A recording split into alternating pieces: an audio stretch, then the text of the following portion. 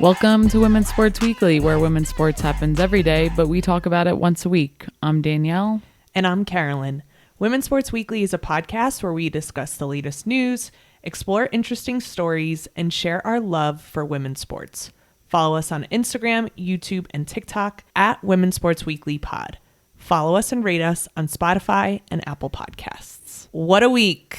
Yeah, that is for sure. How are you feeling after this week? That's a loaded question. It's definitely been an emotional week. We don't get partisan on this podcast, but it's hard not to just feel and be transparent about how we're feeling. It's been a tough week.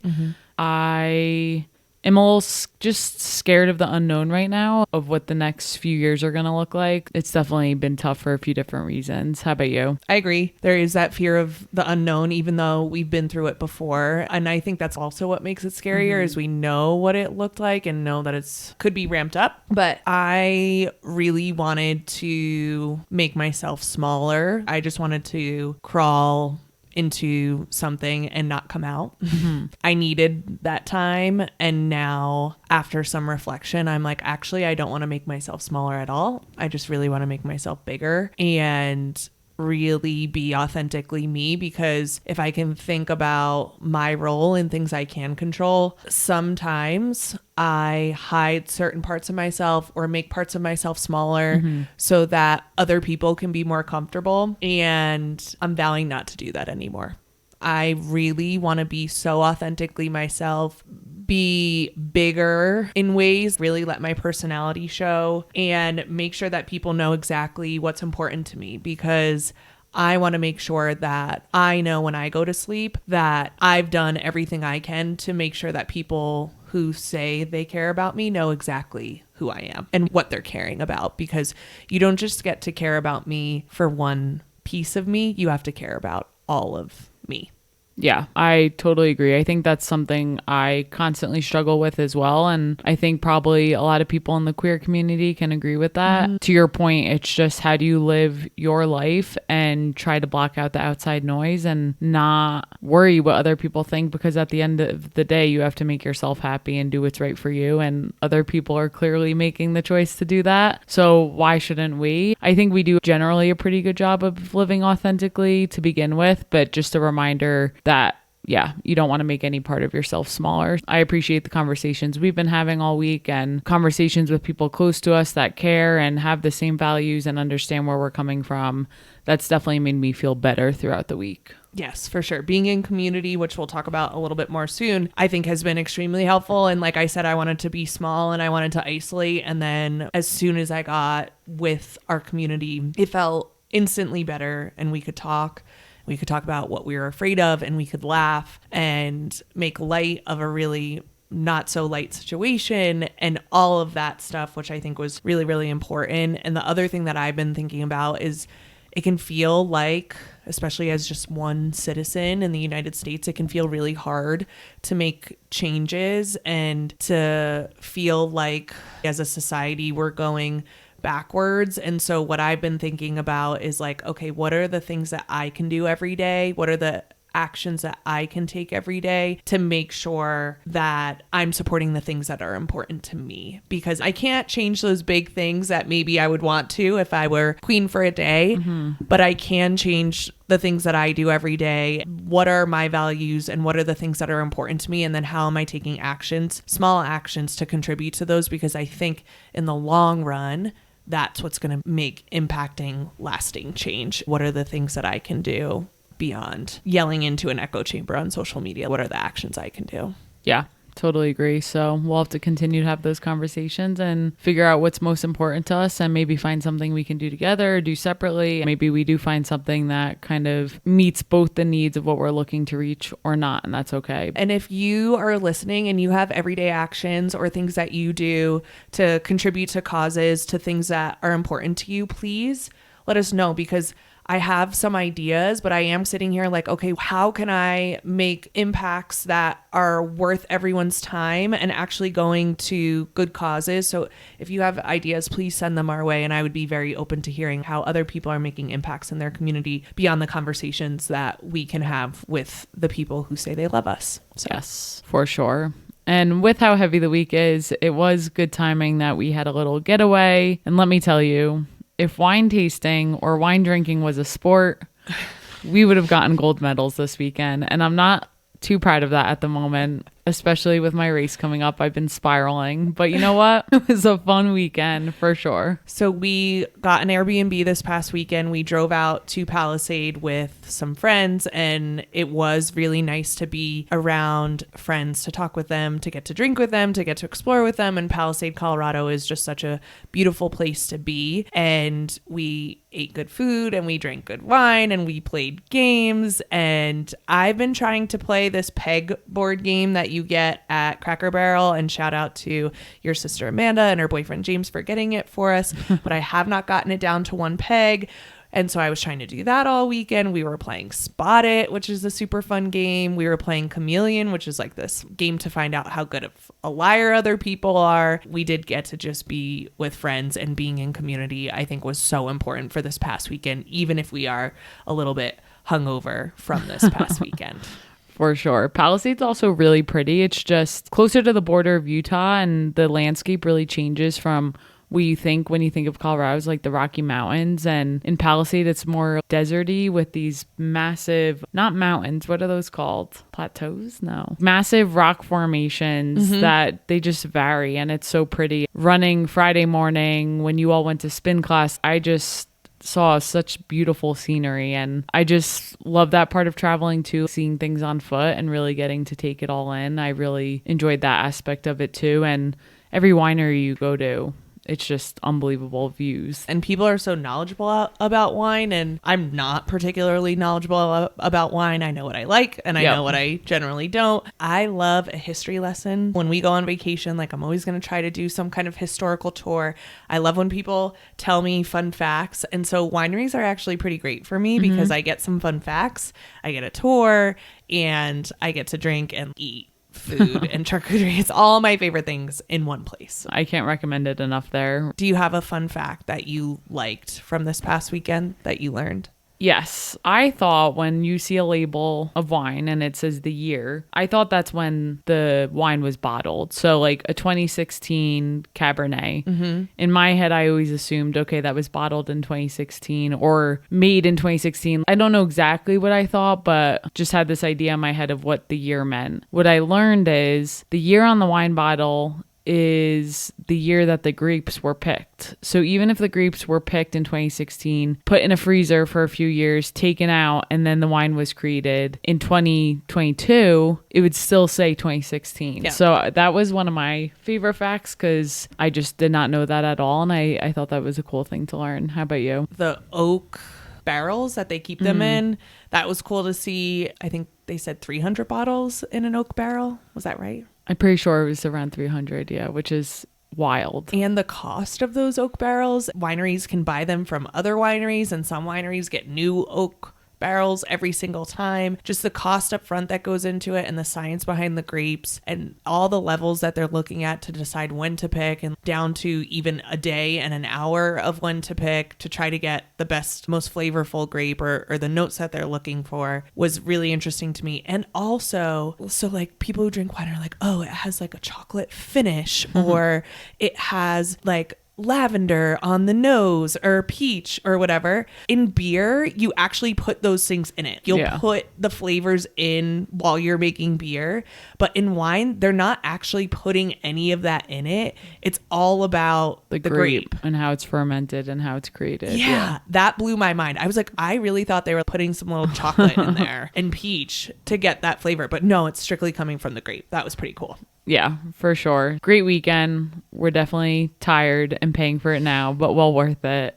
That should be the name of our podcast. We're tired. We're tired and we're talking about sports. Tired is to be expected. Let's get into the highlight reel for this week. I will start with tennis. Coco Gauff, number 3 in the world, wins the WTA finals in Riyadh, Saudi Arabia. So the WTA finals is not a Grand Slam, but it is the final tournament of the tennis season. Coco Gauff beat China's Zhang Qinwen after losing the first set. She came back and won in 3 sets, but the final wasn't even the coolest part. The best part for Coco is that in this tournament, she beat number 2 in the world, Iga Swiatek, in the group stage, and then beat number 1 in the world, Aryna Sabalenka, in the semifinals last Friday. She had to beat the 2 people in front of her. She had to beat number 2 in the world and number 1 in the world, 2 players who she's lost to repeatedly throughout this season, to come on top and win the whole thing. It was just a really good ending for her. For sure. And I think the last time I probably saw her play was the US Open, because that's the last big tournament I watched. And obviously that did not go the way she wanted to. And to see her upset there, and now to see her bounce back in this tournament and obviously be very proud of herself, I think that was really cool to see. And it just goes to show, like, sports are just wild. And this goes for everything. You could play the same person over and over and over again, and the win-loss column can just go back and forth. So that's what makes sports so great. The resiliency to just stay with it and stay on course and have the trust that you could win. For sure. I love Coco. I just love her energy. I love what she brings onto the court. I love what she says after matches. I just think she's so solid. So interesting with these WTA finals, as I mentioned, hosted in Saudi Arabia, and Saudi Arabia is notoriously known for sport washing. I don't know a lot about sport washing. Can you explain that a little more? Yes. Sport washing is the use of sports to whitewash a country's international reputation. Saudi Arabia has a really not great, actually really horrible human rights record. They've had a journalist killed in their consulate. They have numerous discriminatory laws against women and LGBTQ plus folks. And so we've seen other countries do this as well.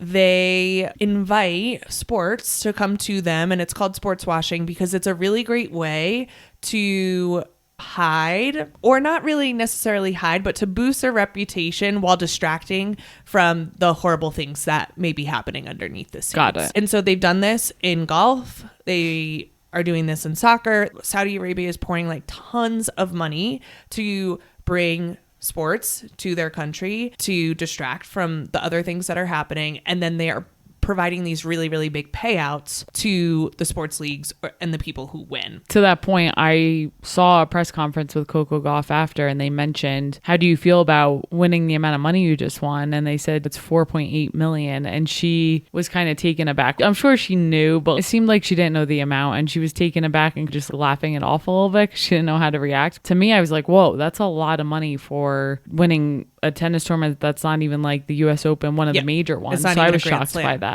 I also think that press conference was just so interesting to me because you're putting a woman of color, in a position where, yes, of course, they're going to be grateful for the $4.8 million that they just won. And that question alone even feeds into that sport washing even more. The other piece that is interesting, and I don't know if it's happened with the WTA, but I do know that in other agreements that Saudi Arabia has made with major sports leagues, that they try to include a non-disparagement agreement. So they pretty much say, yes, we'll give you all this money to come to Saudi Arabia and do your tournament, but you as a league, you as employees of that league cannot say anything disparaging about Saudi Arabia while we're paying you. You can't talk about human rights things that are happening. You can't do any of that. They're literally paying their way so that people cannot say anything negative about their country. And I just feel like it's a really slippery slope. Do you think leagues should be doing this, like going to countries where there's major concerns and creating a lot of revenue for them and creating a lot of positive attention when there might need to be more eyes on the negative things they're doing? How do you feel about it? Yeah, it sounds like the agreements that they sign are taking away athletes' ability to stand on their platform and share more about it. I think the only way around it is you don't go and you speak up on why you're not going. But to put a 20-something-year-old kid, and that, I don't know what the answer is. I feel like it would make more sense if leagues or ownership made those decisions and said, no, we're not going there. I don't care how much you're paying our athletes. It doesn't make sense to promote your country in this light when we know all these other things are happening. But as we know, the world is a very corrupt place and a lot of things do revolve around money. So I think people are going to continue to still do it. Do I think it's right? No. But do I think there's going to be a change? Also no. Yeah. And I don't really put as much onus on the athletes to do that and to know. I do worry about the fans who are going there. Like safety wise. Yeah, safety wise. And like even the players crews, are they being treated respectfully? And they probably are, because it's probably just around this event, and that creates like this tiny little bubble. And I think there's major implications. And I think even in the long run, like if Saudi Arabia does something really, really horrible, are us Americans gonna just know all the sports things that happen and then look at it in a different light because there's money being made there? I also think it's hard, especially after this past week, because it's like, oh my gosh, are we just so money driven? Yeah. And that's all we care about. We don't care about how humans are treated. We just only care about the ways to make the most amount of money. I just feel like a little butthurt about it. Yeah. And I think a lot of people can turn an eye to it. If it's not affecting me, I don't need to look into it. And really, I could just pretend like I don't know what's happening and accept it. I think that happens a lot of the time in a lot of situations. And to answer your question, yes, I do think people are driven by money and how is it going to benefit them versus how it could be hurting others. I just don't want to live in that world. Well, we do. I know. Hate to break it to you. I know.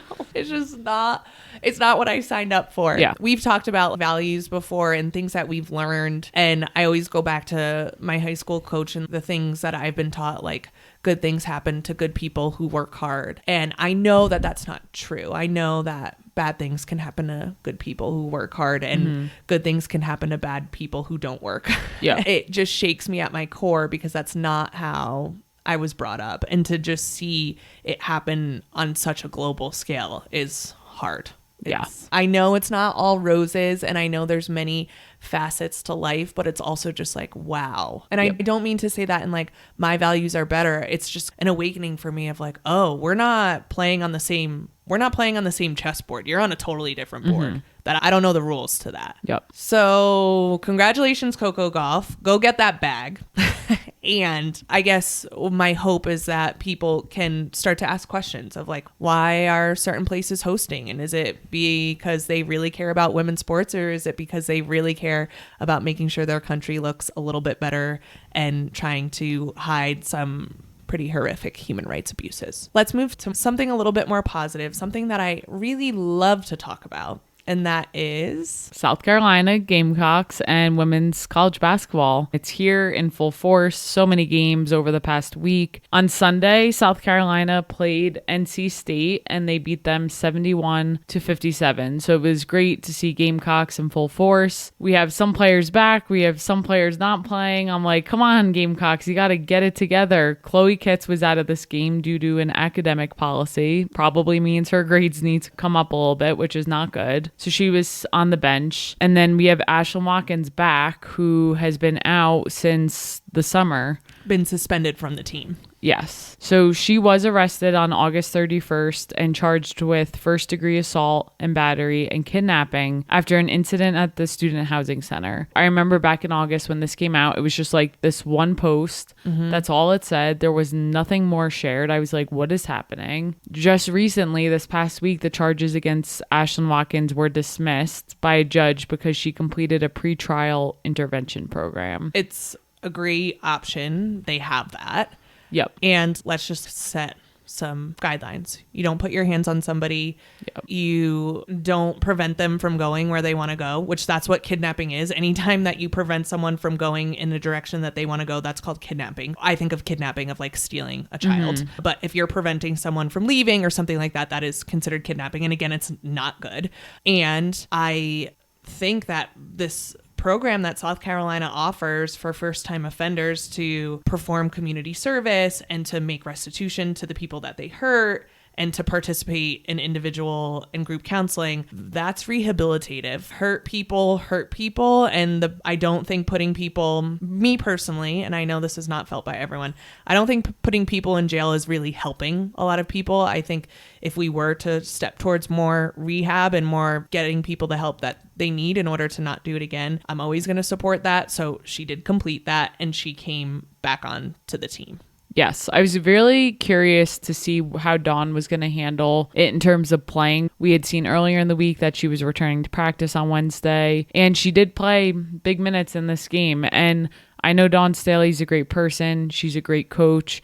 she has such a strong connection with her players, and I'm sure she was with Ashlyn along that whole ride and making sure she was okay, but also making sure that she was following through with consequences. And to your point, first time offender, hopefully the last, and hopefully this is not a problem again. But it was definitely nice to see her back on the floor. And what I will also say is Dawn Staley has such integrity. Like, Chloe Kitt's not playing. Chloe Kitt's had a great game against Michigan, was the team high scorer. She didn't do something with her academics, and she's sitting out for a game. And the moment that the charges came out about Ashlyn Watkins, she was immediately suspended from the team. Didn't get to go to the White House when the whole team went to the White House. So like Dawn, and I really think this, and I don't know this for sure, but I do think that they have very strict rules and guidelines of what each team member, what each coach has to do in order to stay on the team. And if those things aren't being met, then I do think there's consequences. And I think we see that with Dawn repeatedly. There's no one better. There's no one above the rules. Yeah.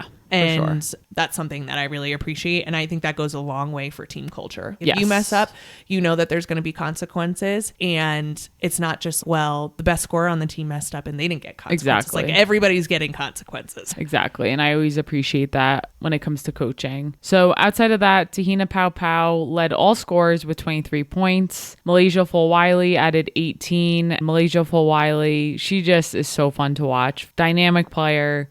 Comes off the bench. So athletic, and I just really love her game, and she gets into it with the crowd and feeds off of it. Also, Tahina Pau Pau's floater, like this floater that she's added to her game, she is not just out there shooting threes. She has added this dribble floater thing. It's dangerous, and just to see her progress from last year to this year is very cool. I think she has WNBA dreams on her mind and is finding ways to make herself a little bit more dynamic. And she's playing defense, which she said she didn't really play defense at Oregon. And she started playing defense last year. And she's been playing even more defense even this year. So all very cool to see. Yes. And the new freshman on South Carolina, Joyce Edwards, she's so fun to watch as well. She does not look like a freshman. No, not at all. And I think she's just going to fill in Camilo Cardoso's shoes, and it's not even going to be an issue. It's like they didn't lose anyone because she just seems legit. Yeah, from watching her over the weekend. And she doesn't have Camila Cardoso's length. She's definitely a different player. But the Gamecocks, they have a team of however many people, and the entire team would be a starter on any other team in the country. Yep. And they are just moving through them and always throwing more bodies at you, more people who can score, more people who are dynamic. I thought that they might be down, and after seeing them play against NC State, I'm like, okay, they have some things that they need to work out, but whoa. I did not, for the record, think they were going to be down just because they lost Camila Cardoso. I don't know. I'm not down. Okay. Not down, but maybe not as dominant as last year. I never thought that. I do not think that. Just setting the record straight here. Camila Cardoso was very important for the Gamecocks, but I didn't think after she left, oh, they're going to really struggle. That's not it, because I don't think she was that leader, that voice on the team. I think they're going to be just A-okay. For sure. And then Zamaria Jones is a freshman on NC State who is also really fun to watch, so check her out. She led the Wolfpack with 16 points. They held on. They gave South Carolina a run. At halftime, they were very close, and then South Carolina went on a run in the third quarter, and NC State came right back. So it was definitely a fun game to watch. They have a lot of really great returners, and to add this freshman in the mix, I think they're going to be one of the teams to watch this year as well. If they can get all their guards moving together, they are going to be dangerous. And last week, you had asked me the question, do I think South Carolina will go undefeated this year? I think we must tally now their winning streak as we go through the season. They are currently on their 40th straight consecutive win since that started at the first game last year. So I hope they can keep this win streak going. Malaysia Fulwiley was being interviewed after the game by the one and only Holly Rowe. Holly Rowe. Never heard of her. Shout out to Dottie. Hold on, we have to pause. My mom one time said, we were talking about Holly Rowe and how she's literally everywhere. She'll be doing women's basketball at night and then doing college football the next morning in a totally different state. We saw her on TV and we're like, whoa, Holly Rowe is really everywhere. And my mom in classic, this is classic my mom, she was like, never heard of her. And I was like, yes, you have. You watch sports all the time and she's always on your TV. Yeah, this was over a year ago, and every time she's on the TV, which is often, we always say, Holly Rowe, never heard of her. So inside joke there. But she was interviewing Malaysia Fulwiley after the game, and Malaysia said, we win together, we lose, Well, we don't lose together. It was so great. Again, she's a sophomore, so she literally has not lost since she's joined the team. So it was cute and funny to hear her say that. So hoping we could keep the Gamecocks on their winning streak. And if you have other teams, we dive into the top 25. I obviously have a really big bias for the Gamecocks, and Danielle has her bias for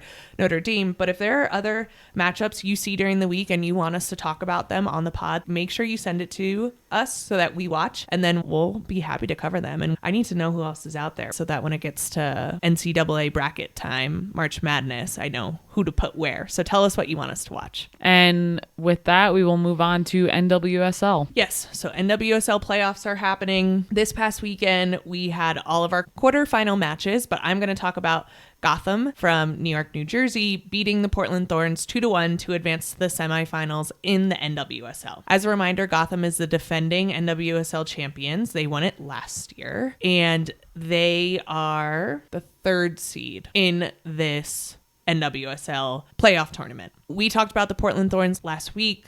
This was the final game for Portland Thorns' Christine Sinclair, who is retiring, and they did lose, so this was her final game. She also looked very unamused sitting on the bench after it was close to the game being over, and I was like, damn, she's looking a little rough right now. She was replaying everything the last 12 years in the NWSL. I know, I shouldn't say that. I just felt bad because it just looked like a very depressing scene. They panned onto her face. I was like, she does not look okay right now. Yeah. And she did say some choice words. Yeah, she dropped a big ol' F-bomb after the walking game. Off the field. Obviously, they didn't have the sound on, but you could if you're tell. a good lip reader, you knew what she was saying. You didn't have to be a good lip reader to see what she was saying. That's also some of my favorite things, is to lip read and try to figure out what people are saying, but that was very clear. Big ol' F-bomb. At Red Bull Arena, where Gotham plays, there was a club record of 15,540 fans. We love to see it. Everyone awesome. watches women's sports. So went scoreless for quite a while in this game, but in the 67th minute, Rose Lavelle sends a free kick, sent a ball in front of the goal, and Tierna Davidson on Gotham scored to put Gotham up 1-0. Then Portland responds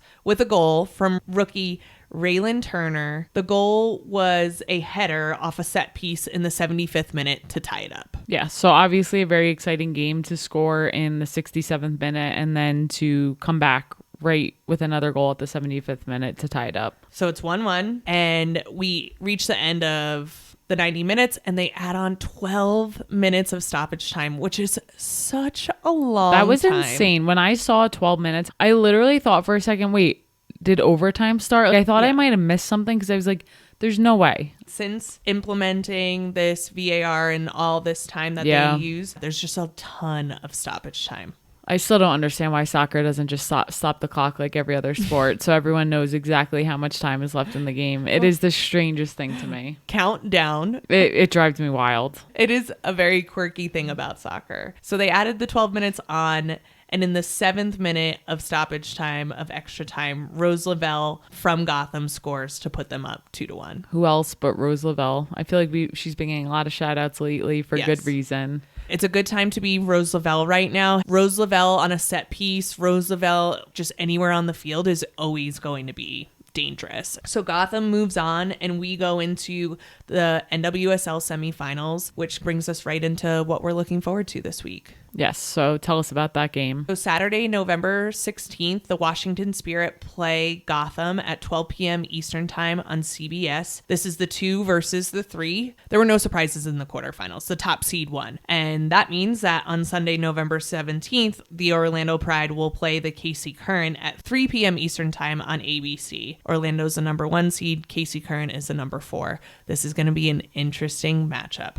These 4 teams that are left can all beat each other on any given day. I don't know if we're going to see just the top seeds win here. Yeah, it's going to be a great few matches. For me, I am looking forward to more college basketball games. We have UConn versus North Carolina on Friday, November 15th at 6 p.m. Eastern. Gino Auriemma is also on his way to pass Tara Vanderveer's wins to make him the most winningest coach in Division I NCAA history. UConn is one of those teams where they don't often play nationally, which is annoying. It is so absurd. It's absurd that they don't have a better TV deal. The Pac-12 used to do that. They had such a shitty media TV deal. UConn's in the Big East. And it's like, what are you doing? You are missing out on so much money by playing these games on SNY. Yeah, I don't get it. But in a different game we were watching, they were talking about Gino and how he's coming close. And they were like, if they can hold on to this game, then he'll be one win closer. And I